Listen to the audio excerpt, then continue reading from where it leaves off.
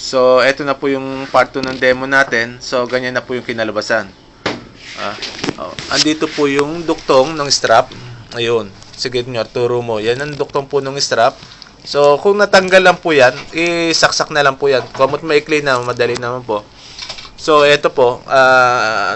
Eto, mga 3 runs ang ginawa po dito. Ganito din po. 3 runs din ang ginawa. Para maipit po yung strap. So, kailangan po pantay. Ayan o, pantay po. Magiging basket po yan. Pero yan pong, ano na yan, surface na yan, yan po yung magiging ilalim. Yung po yung pagbuo na yung basket, yan po yung sasayad sa lamesa. So, ganyan po, buo na. So, lahat po nung segments, nakakompleto na tayo. 1, 2, 3, 4, 5, 6. Ayun, ganun din po. So, emphasize ko po ulit, dapat lahat po ito ng nasa ilalim. Yan. Ganun din po sa kabilang side. Lahat po nasa ilalim. Ayan po. So, ang susunod na procedure na gagawin, gumawa ng isang buong mahabang wicker. Ayun, pinagdalawa po. Ayan. Pinagdalawa, bined yung yun, nag-umpisa po doon sa isang kanto. Ayun, sinuot po. Ayan. Sinuot po. Ayun. Ayan. Wini-weave. Ayan. Yan po kasi yung magse-serve ng belt. Kumbaga, pinakasinturon. Para hindi po maghiwalay-hiwalay yung Ayan. Ayan po. Ibinalik yung Ayan. Pagdating sa parting yon, ipapailalim yung Isa lang ba yung nilagay mo sa ibabaw nyo? Isa lang po. Isa lang daw po. Yun. Okay. So, na-sandwich po yung Parang na-sandwich po yung belt. Pinilipit mo niya rin, Opo. Ayan po. Anong lubid? Ayun. Sige po. Ayan.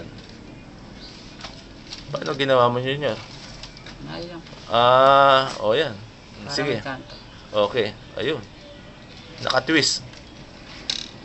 Sa makatuwid, nakasalisiyan siya nyo, Salisiyan lang. Oo, sige. Tuloy mo. Yung dalawa, nagsasalisiyan. Tama ba nyo? Yun. Nagsasalisiyan daw po yung dalawa. Ayan. Ayun. Nagsasalisiyan po yung dalawa. Ayun. Paikot lang po. Paikot lang po yun. Kasya ba yung isang mahaba nyo makaikot? Kasya po. Makaikot daw po yung isang mahaba. Kasya daw po. Kung saan nag-umpisa, doon po tayo matatapos. Ayan. Sige, tuloy mo nyo.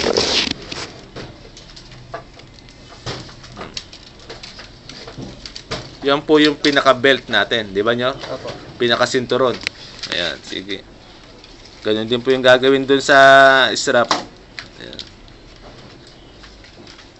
Bibilin, itatry natin i-upload to sa sa YouTube para may nila. Ayan, sige po. Ayan na po. Ayan.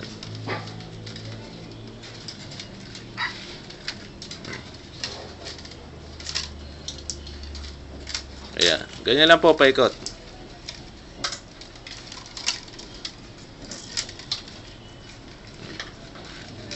Ayan. Ayan. Saan ka ba nag-umpisa niya? Dito po. Ayun. Sige. Tuloy mo pa.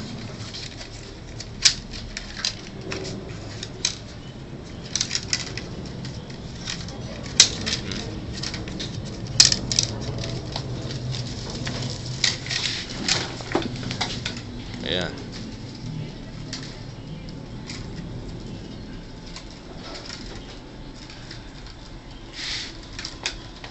Narating mo na yung pinag-umpisa mo, Nyor? Narating mo na? Ito lang po. Yun. Paano mo ngayon sasara yan? Isusuksok lang po sa unang. Kung saan ka nag-umpisa, doon ka natapos, isusot lang. Ayan. Yun lang po. Ngayon, yung isa naman, Susuot din po sa kabila. isusot din po sa kabila. Tapos ba puputulin mo yan? Opo. Yun. Sige. Ipitin lang po ito isa. Sige. Sumunod na yun spoke, di ba? Opo. Yun. Ayan po. Kas, puputulin mo na. Susuksok lang po Suksok muna. Ayun. Ako saan mo sinuksok yung isa, ganun din yung isa. Ganun po yung isa. Yun. Tapos puputulin na. Tapos puputulin na. Sige. Ayan. Ayan po. Ganyan po yung mangyayari. Yun. Okay po. Sige.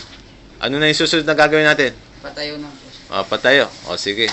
Gayin mo. Sige. Ayan. Na po tayo, binaliktad lang po natin. Binaliktad lang po natin. Wala pa po tayong ibang ginagawa. So, yung dalawang isra, pinawakan niya, bubuhulin daw po muna para hindi po makaka-istorbo sa susunod po natin gagawin. Ayan. Tingnan mo yung ilalim. Ayan po ilalim. Ayan po yung ibabaw. Ayun. So, yan na po yung upright. So, ang gagawin, anong gagawin nyo? Babaliin po. Ayan. Binabali po talaga. Wag lang po maghiwalay. Ayan. Ganyan lang po. Pakita ko lang po yung office namin. Yan po yung si Babylin. Yan po secretary dito yung nakakausap niyo. Makulito yan. Ayan.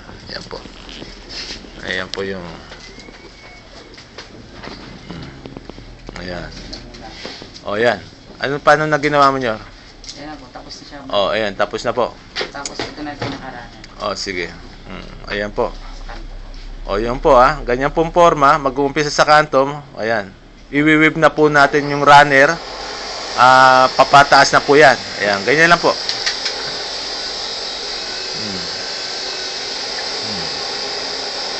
Ayan. Kita nyo po yung posisyon. Mas madali po ganyan para di mo mahirapan. Ayan. Ayan. Ganyan lang po. Bali, dalawa-dalawa rin yung spokes nyo, di ba? Na nilalagpasan.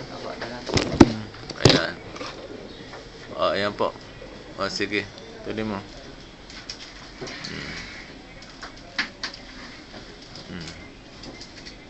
Ayan. Ganyan po. Sige po. Okay. Eto na po tayo. Nakaisang ikot na po tayo. Di ba, Nyor? Saan tayo nag-umpisa? Ayan. Yan po yung nakaisang ikot pa lang tayo. Tapos, ayan, nakaisang ikot. Tapos po, yung susunod na gagawin, kukuha po tayo ng isang pares na ang haba. Mga ilang inches ang haba niya, Nyor? 15 inches po. 15 inches po. Ito po, tawag namin dito is sutya. Ayan. Sutya. Ang purpose po niyan, para maging odd numbers yung spokes. Kasi po ngayon, even Dapat po, sa continuous weaving kasi, odd numbers po yung spokes. So, para maging odd numbers, nagdagdag po tayo ng isang pares ng spoke. Yan lang po, sinusuksok lang yan. Ayan. Para po kasi yan sa continuous weaving ng basket po, kailangan po odd number yung spokes para lagi po siyang alternate. Hindi po sila magko-coincide pag iniikot nyo na po. Ayan. So, ayan po. Yun lang po, sinuksok diyan. Ayan. Tuloy-tuloy na po yung weaving. Ayan. Single is po, runner lang po yung ginagawa. Single wicker lang. Continuous lang po yan. Ngayon po, since na nagdagdag tayo ng isang spoke, odd numbers na po ngayon yan. So, continuously lang po yung weaving. Ayan, continuous lang po. Ayan. Over and under, kaya makikita nyo po, pagdating sa spoke na yon, talagang nag-alternate po siya dahil odd ang numbers na po natin ngayon ng spokes. Hindi na po tulad ng dati, even. Ayan.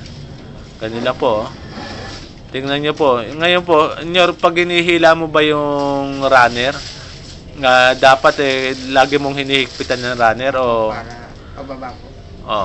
Yan po. Pag hinila po natin, liliit siya po. Yun. Alalay lang po yung hila. Kasi pag hinila nyo po ng gusto yan, magiging paliit po yung basket. Ngayon, pag hinayaan nyo naman pong maluwag, magiging parang palanggana, pabuka. So, tama lang po kasi ang natin diretso. Kaya dapat po, pag hinila nyo, tingnan nyo po dume-diretso yung mga spokes. Kasi po, kailangan yung sides nun patayo. Kasi po yung basket po gagawin natin is yung sides is diretso. Ika nga, naka 90 degrees. Ayun.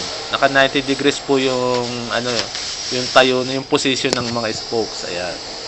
Kaya yung paghihila po sa runner, alalay lang. Yan, ganyan po.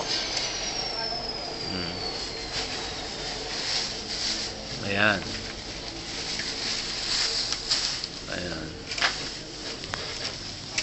O, sige po.